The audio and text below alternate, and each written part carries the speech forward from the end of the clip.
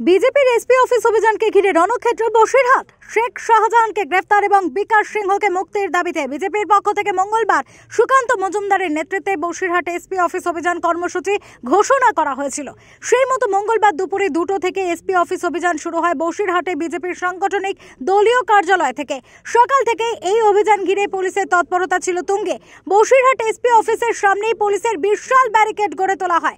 ব্যারিকেডের সামনে বিজেপি কর্মী সমর্থকেরা পৌঁছানোর পর পুলিশের সাথে বাকবিতণ্ডা শুরু হয় বিজেপি কর্মী সমর্থকদের।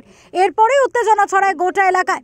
এরপরই বিজেপি কর্মীদের সাথে পুলিশের ধস্তাধস্তি শুরু হয়। পুলিশের ওপর ইট বৃষ্টি করা হয়। পুলিশের দাবি, বিজেপির মিছিল থেকেই প্রথমে ইট ছোড়া হয় পুলিশের দিকে, তারপরেই পুলিশ লাঠিচার্জ করে বিজেপি কর্মী সমর্থকদের ছত্রভঙ্গ করতে। সব মিলিয়ে ধুন্ধুমার পরিস্থিতি তৈরি হয় বসিরহাট এসপি অফিস চত্বরে।